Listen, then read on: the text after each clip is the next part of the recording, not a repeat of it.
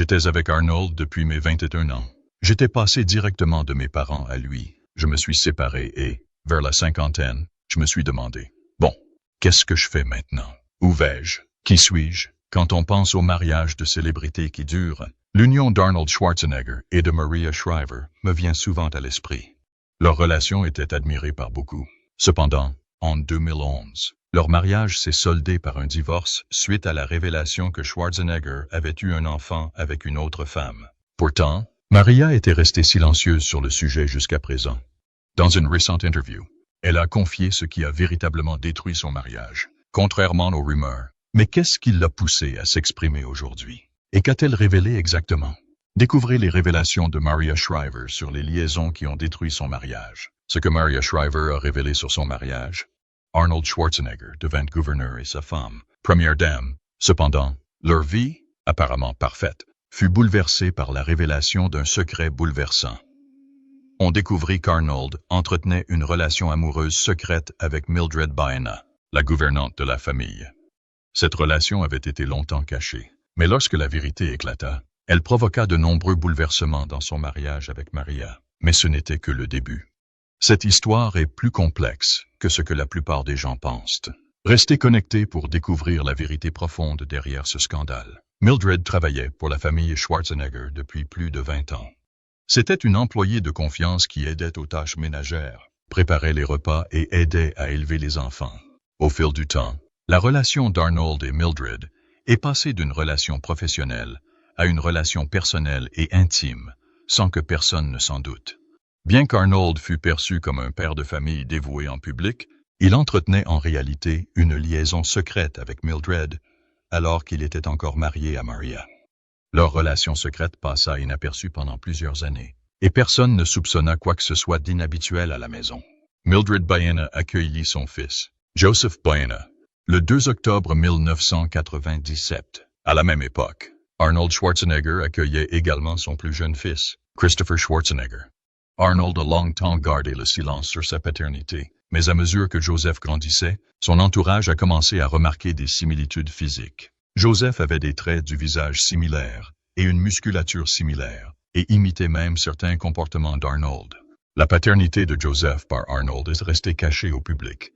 Mildred continua à travailler pour la maison, et Maria ignorait que son mari avait eu un enfant avec leur gouvernante. Joseph fut élevé par sa mère.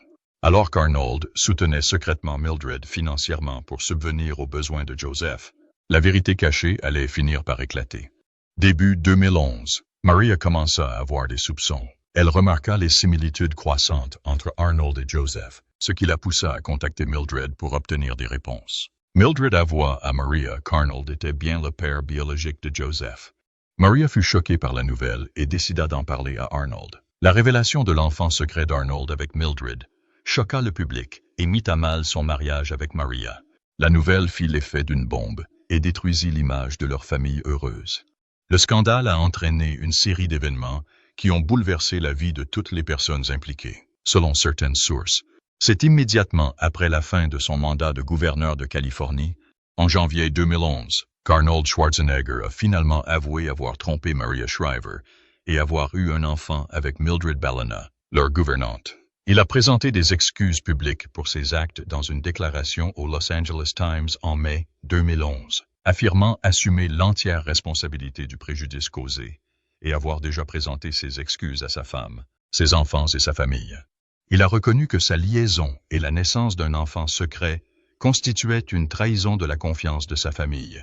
Cette nouvelle a conduit à l'annonce de la séparation du couple le 9 mai 2011. Après 25 ans de vie commune, Arnold Schwarzenegger et Maria Shriver ont publié un communiqué annonçant leur décision de se séparer.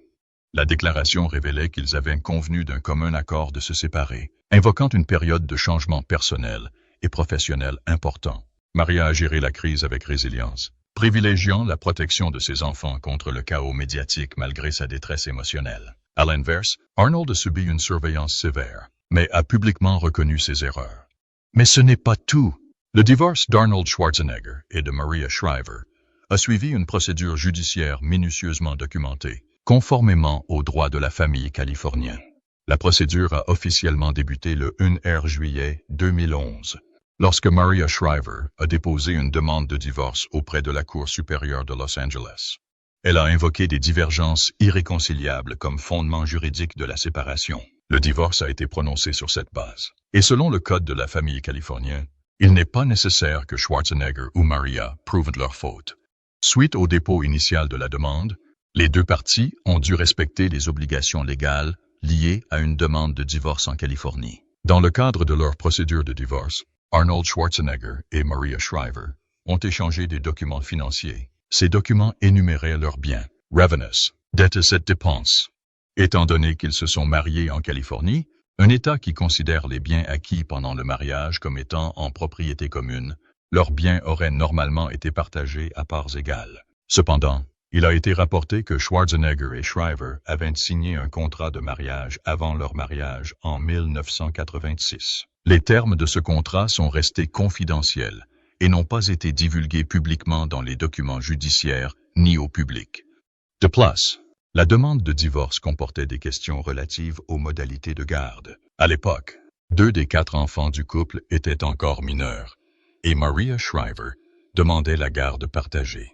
Cette partie de l'affaire devait être simple, aucune bataille juridique n'étant signalée pour la garde des enfants. Ni Arnold Schwarzenegger ni Maria Shriver n'ont publiquement cherché à se soutenir financièrement, probablement en raison de leur indépendance financière et de leur contrat de mariage. Malgré le retentissement médiatique de l'affaire, la procédure de divorce a duré plus de 10 ans. Le divorce a finalement été prononcé le 28 décembre 2021, soit 10 ans après la demande initiale. À cette époque, les enfants du couple étaient adultes. La garde des enfants n'était donc plus un problème. Leur divorce en a surpris plus d'un, d'autant plus qu'ils étaient ensemble depuis tant d'années et avaient accompli tant de choses ensemble. Mais à mesure que les détails ont été révélés, il est devenu évident que même les unions les plus admirées peuvent connaître de profondes fissures. Revenons un instant sur leur parcours. Ce que vous ignoriez sur Schwarzenegger et Maria, Arnold Schwarzenegger et Maria Shriver se sont rencontrés en août 1977 au tournoi de tennis professionnel des célébrités Robert F. Kennedy. Ils ont été présentés par Tom Brokaw, présentateur de NBC News, qui pensait que cette rencontre pourrait donner naissance à une histoire d'amour. À l'époque, Schwarzenegger était en pleine ascension dans le monde du bodybuilding et s'essayait au métier d'acteur, tandis que Shriver était déjà bien implanté dans le journalisme et était issu de la prestigieuse famille Kennedy. Malgré leurs origines différentes, un bodybuilder autrichien et une héritière politique américaine, le courant est immédiatement passé entre eux. Cette première conversation lors du tournoi de tennis a posé les bases de ce qui allait devenir une relation durable. Puis, après 8 ans de relation et de construction d'un lien qui a traversé les continents et les carrières, Schwarzenegger a demandé Shriver en mariage en août 1985. La demande n'était pas extravagante, mais elle était significative. Il lui offrit une bague de fiançailles en diamant taille émeraude et elle accepta. Les familles Kennedy et Schwarzenegger étaient ravis de leurs fiançailles. Cependant, certains se demandaient si leurs origines différentes seraient compatibles avec leur mariage. Malgré tout, ils persévérèrent, prêts à officialiser leur relation après des années de voyage, de participation à des événements et de soutien mutuel lors de transitions professionnelles. Le couple se maria ensuite le 26 avril 1986, lors d'une cérémonie catholique à l'église Saint-François-Xavier de Hyannis, dans le Massachusetts. Ce fut une histoire d'amour familial, profondément ancrée dans la lignée Kennedy de Shriver. Carolyn Kennedy, sa cousine, était demoiselle d'honneur. La réception a suivi dans la propriété Kennedy à Hyannisport, entourée de sa famille et de ses amis proches. Ce mariage a été perçu comme la fusion de 2 héritages emblématiques, Hollywood et la politique. L'événement a attiré l'attention, non seulement par les personnes impliquées, mais aussi par ce qu'elle symbolisait, la célébrité, le pouvoir et l'avenir. Très vite, leur famille s'est agrandie avec la naissance de leur premier enfant, Catherine Eunice Schwarzenegger, le 13 décembre 1989. Son deuxième prénom a été choisi en hommage à la mère de Maria, Eunice Kennedy Shriver, célèbre pour avoir fondé les Jeux olympiques spéciaux. La naissance de Catherine a marqué un nouveau chapitre pour le couple, les propulsant dans leur rôle de parents, tout en menant des carrières prestigieuses. Shriver a su concilier ses engagements journalistiques avec sa maternité. Ed Schwarzenegger, au sommet de sa gloire dans le cinéma d'action, a commencé à assumer pleinement son nouveau rôle de père de famille. Ils ont ensuite accueilli leur deuxième enfant, Christina Schwarzenegger, le 23 juillet 1991. Christina, qui a grandi dans un foyer où le service public et la visibilité médiatique étaient importants, s'est finalement tournée vers la philanthropie. Dès son plus jeune âge, elle s'est impliquée dans des projets en lien avec l'héritage de sa grand-mère et a contribué à la création du Conseil des fondateurs des Jeux olympiques spéciaux. Son arrivée a enrichi la dynamique familiale. Maria a souvent privilégié le temps passé avec ses filles, malgré son emploi du temps chargé, et Arnold continuant de concilier ses rôles au cinéma et sa vie de famille. Puis vint Patrick Schwarzenegger, leur troisième enfant, né le 18 septembre 1993. Dès son plus jeune âge, Patrick manifeste un intérêt pour l'industrie du spectacle. À l'adolescence, il se lança dans le mannequinat et se lança rapidement dans le cinéma, apparaissant à la télévision et au cinéma. Il s'est également lancé dans les affaires et a lancé ses propres entreprises. Alors que leurs enfants grandissaient, Maria et Arnold sont restés actifs, participant à des événements et à des activités scolaires, et soutenant leurs intérêts personnels malgré leur vie publique bien remplie. Finalement, le 27 septembre 1997, Christopher Schwarzenegger, le plus jeune enfant du couple, est né. Christopher a conservé une vie plus privée que ses frères et sœurs. Pourtant, appartenir à une famille aussi célèbre signifiait que ces événements marquants étaient souvent sous le regard du public. Son arrivée a consolidé l'unité familiale et le couple est apparu plus fort que jamais. À cette époque, la famille Schwarzenegger s'était non seulement agrandie, mais aussi complexifiée, chaque enfant apportant une énergie différente à la famille. Mais la famille était bien plus riche que beaucoup ne l'imaginaient. La famille vivait dans une grande maison de 10 pieds carrés à Brentwood, Los Angeles. La maison offrait suffisamment d'espace et d'intimité, loin des médias. Il possédait également des maisons de vacances à Sun Valley, dans l'Idaho, et le domaine de la famille Kennedy à Hyannisport, dans le Massachusetts. Ces propriétés devinrent le décor de nombreuses vacances et réunions familiales, des lieux où ils pouvaient s'éloigner des responsabilités publiques et se consacrer entièrement à leur famille.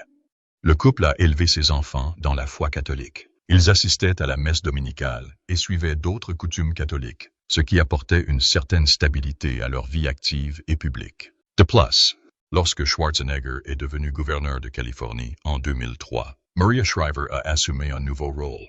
Elle a mis un terme à sa carrière de journaliste pour se consacrer au soutien politique de son mari. En tant que première dame de Californie, elle a défendu diverses causes, notamment celles liées aux femmes, à la famille et au service militaire. Son engagement n'était pas seulement protocolaire.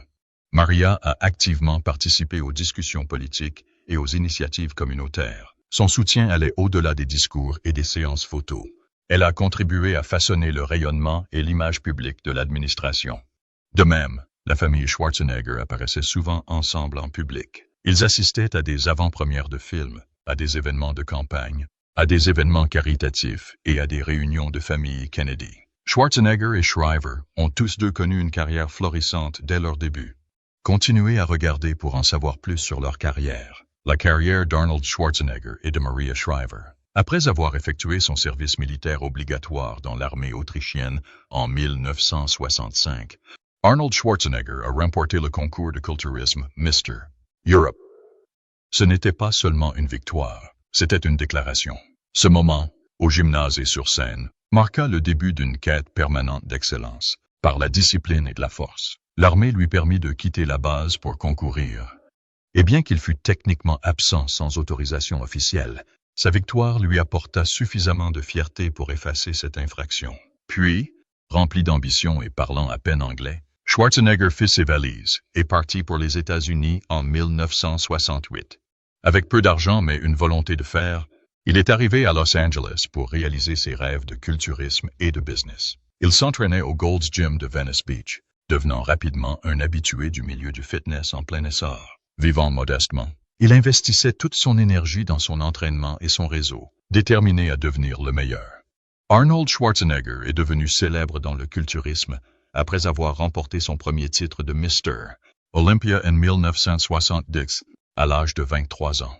Il était alors le plus jeune champion. Schwarzenegger a défendu son titre avec succès de 1970 à 1974, dominant le sport avec une assurance et un charisme qui ont attiré l'attention des médias. Après une brève retraite, Schwarzenegger fit un retour surprise en 1980 et remporta son 7e et dernier titre de Mr. Olympia, consolidant ainsi son héritage sportif. Tout en bâtissant sa renommée en culturisme, Arnold Schwarzenegger s'enrichissait discrètement grâce à des investissements immobiliers. Dans les années 1970, il utilisa ses gains de culturisme pour acheter des immeubles à Los Angeles, dont la valeur augmenta rapidement. Lorsqu'il devint une star hollywoodienne, Schwarzenegger était déjà millionnaire grâce à ses investissements judicieux. Avant de devenir un acteur célèbre, Schwarzenegger fit ses débuts au cinéma en 1970 dans le film Hercule à New York. Son fort accent fut doublé et son nom fut changé en Arnold Strong pour le film.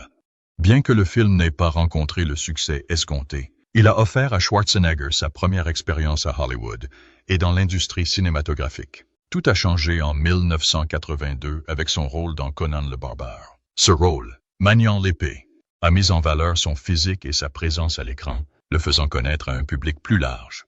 C'était le bon rôle au bon moment, et son succès au box-office confirma qu'Arnold avait enfin percé à Hollywood comme acteur principal. Puis vint le véritable tournant en 1984, lorsqu'il fut choisi pour le film Terminator de James Cameron. En seulement 17 lignes de dialogue, Schwarzenegger transforma la phrase « Je reviendrai » en une phrase d'histoire du cinéma. Son interprétation du cyborg impassible a connu un succès planétaire, le propulsant au rang de star internationale et s'affirmant comme une icône du cinéma d'action. Par la suite, il a maintenu son élan tout au long des années 1980 et 1990 avec une série de blockbusters, de Predator à Total Recall en passant par True Lies. Il a dominé le box-office grâce à son mélange unique de physique, de répliques accrocheuses et d'un timing comique surprenant. Qu'il combatte des extraterrestres ou des terroristes secrets, le public ne s'en lassait pas. Mais ce n'était pas tout. L'influence d'Arnold Schwarzenegger s'est étendue au-delà de sa carrière d'acteur. Il a été nommé président du Conseil présidentiel pour la condition physique et les sports par le président George H. Bush de 1990 à 1993. Durant cette période, il a parcouru les États-Unis, visitant des écoles et promouvant l'exercice physique et un mode de vie sain auprès des jeunes. Schwarzenegger a également fondé l'Arnold Sports Festival en 1989. Initialement une compétition de culturisme, il est devenu un grand événement multisport organisé chaque année dans l'Ohio, attirant des athlètes de diverses disciplines. En 2003, Schwarzenegger s'est présenté au poste de gouverneur de Californie et a été élu, devenant ainsi le 38e gouverneur. Malgré son manque d'expérience politique, son charisme et son statut d'outsider ont séduit les électeurs. En tant que gouverneur, il s'est concentré sur la réforme environnementale, le développement des infrastructures et la gestion budgétaire. Il a fait adopter des lois pour lutter contre le changement climatique et soutenu des initiatives en faveur des énergies renouvelables, menées par des partis politiques différents. De même, Maria Shriver menait une brillante carrière avant de croiser le chemin d'Arnold. Elle a débuté son parcours journalistique en 1978 comme rédactrice et productrice pour KYW-TV à Philadelphie. En 1985, elle acquit une renommée nationale en tant que co-présentatrice du journal télévisé matinal de CBS. Sa perspicacité et son professionnalisme lui valurent une reconnaissance dans l'ensemble du secteur audiovisuel. Puis, en 1986, elle fit un tournant dans sa carrière en rejoignant NBC News. Elle a travaillé pour Sunday Today et contribué au NBC Nightly News, se forgeant une place de choix en tant que journaliste sérieuse. Ses reportages étaient approfondis et sa capacité à communiquer avec les téléspectateurs se démarquait dans un paysage médiatique concurrentiel. Peu après, en 1992, elle est devenue correspondante pour Dateline NBC, poste qu'elle a occupé jusqu'en 2004. Durant ces années, elle a beaucoup voyagé, réalisant des reportages percutants aux États-Unis et à l'étranger. Son travail lui a valu de nombreuses distinctions et a consolidé son statut de personnalité incontournable de la télévision. En 1998, elle a reçu le prestigieux prix Peabody, l'une des plus hautes distinctions du journalisme, en reconnaissance de son excellence et de son impact dans le domaine. Cela témoignait de la profondeur et de l'intégrité de ses reportages, ainsi que de son engagement à raconter des histoires importantes. Puis, son rôle a radicalement changé en 2003, lorsqu'elle est devenue première dame de Californie. Elle a adopté ce poste non pas comme un titre honorifique, mais comme un tremplin pour le changement, se concentrant sur des questions telles que le leadership féminin, l'éducation et le bénévolat.